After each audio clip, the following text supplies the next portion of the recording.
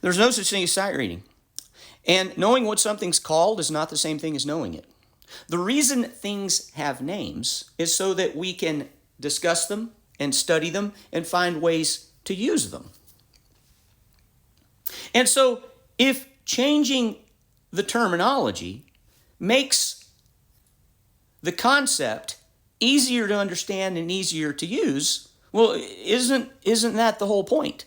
The goal for you or for your students isn't to just memorize a list of terminology. It's to learn how to use those things in a practical way to help you read, write, improvise music. And once you've learned how to use the skill and you understand it conceptually, the name doesn't really matter anymore. So for example, when I'm in lessons with my younger students and we begin learning about tonic minor, I use the term pure minor with my students at first instead of natural minor or Aeolian. And the reason I do that is not because I don't know those other words. The reason I do that is because when I would call the scale the natural minor scale with the little kids, they were confused. I would say, hey, we're going to learn the F sharp natural minor. And they would say, but you never told me how to finger an F sharp natural. So it created confusion. So I'm able to eliminate that confusion by using the alternate term of pure minor. Whoa, but that's not the traditional name. Well, yeah, but the goal isn't to teach them the name. The goal is to teach them conceptually how to use the skill. I can go back later and teach them the natural minor term. I can teach them the Aeolian term, but I'm not going to use Aeolian. Am I going to call the major scale the Ionian scale at first? Of course not. I'm going to go back and pick up on that later. But by using this alternate term of pure minor, it eliminates a problem, so I can get to the concept and how to use it. Another example, there is a scale that I use in lessons with my jazz improvisation students that I have not found a traditional name for. So I just, with most of my students, I've created my own name. I call it the Dooley mode.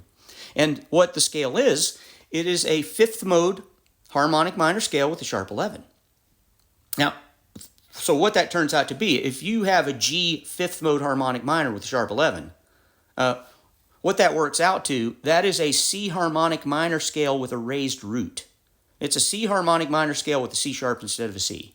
Does that scale have a name? Maybe it does. I haven't been able to find it. I've asked around, but I use it in lessons, so I just call it the Dooley mode. And so I've given it a name. And because it has a name, I can, in lessons, I can say to my student, we're going to practice the 1 through 5 4-note cell and its permutations in the Dooley mode, and they'll know what that is. Or we can do the 5 through 9 cell and its permutations in the Dooley mode, and they know what that means. That's the reason for the name.